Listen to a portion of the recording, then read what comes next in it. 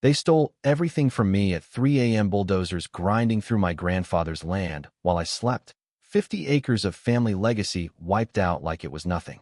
When I got there, it was already gone. The rolling hills, the wildflowers, the lake he taught me to fish in had been erased overnight and replaced with the steel skeleton of a five-star resort. My heart stopped. My blood boiled. But I didn't scream. I smiled.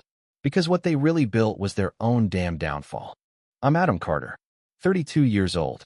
3 weeks ago, I was a faceless IT grunt buried in a Seattle cubicle, debugging code and praying for coffee to kick in. Now I'm the legal owner of a luxury resort built illegally on stolen land, and it's about to become my personal ATM.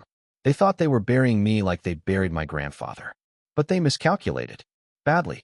It started with a phone call on a rainy Tuesday. Unknown number, California area code. I almost let it go to voicemail, but something told me to answer. The voice on the other end was calm, professional. Mr. Carter, this is Daniel Shaw from Shaw and Associates.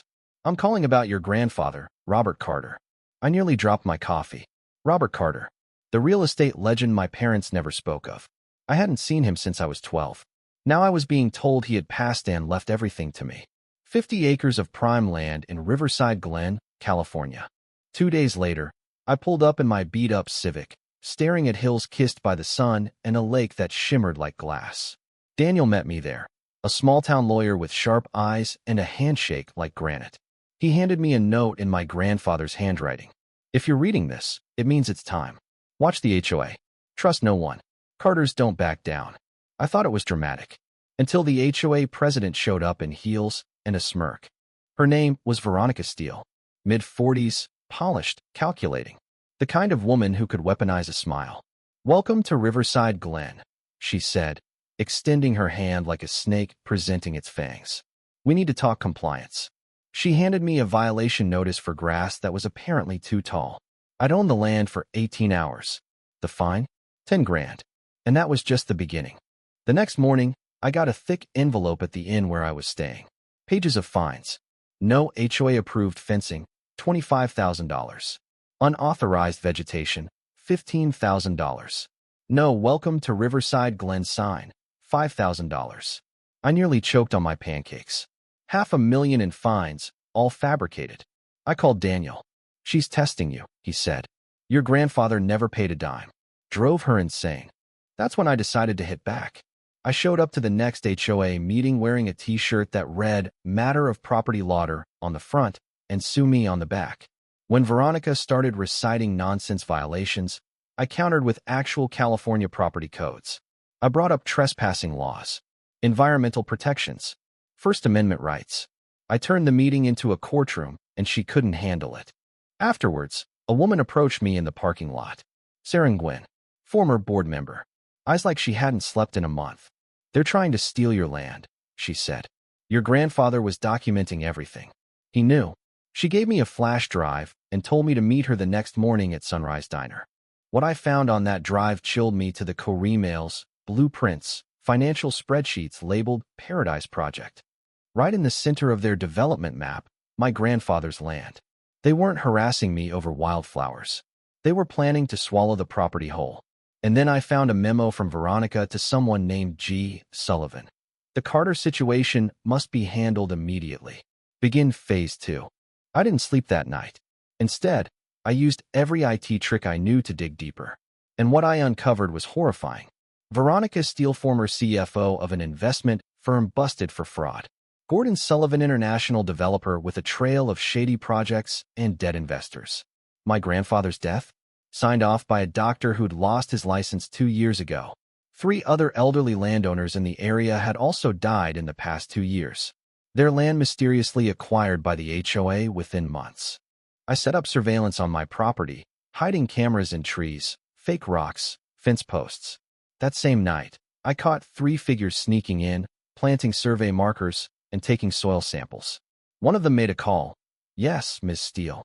The land can support a 20-story structure. I had them. On camera. Trespassing.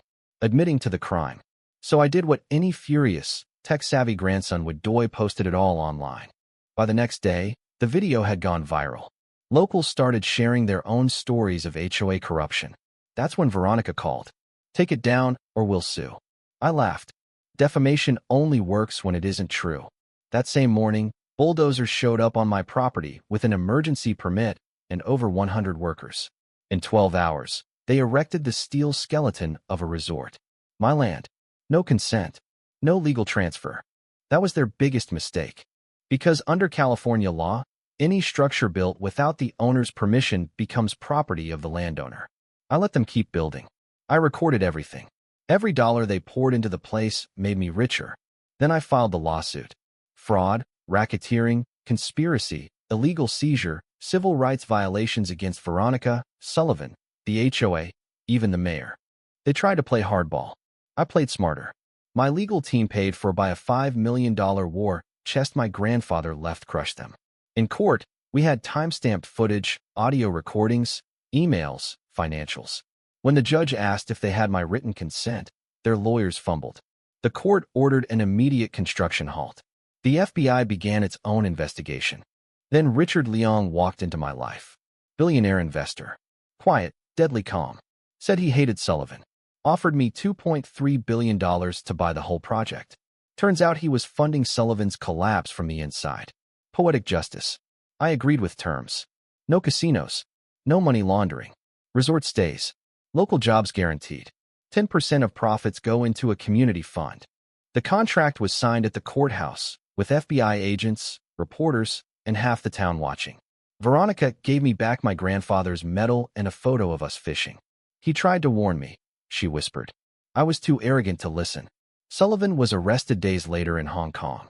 Today, the Paradise Valley Resort stands as a symbol of justice. I run Donovan Hospitality Group, now 5 resorts, and counting, all built on integrity.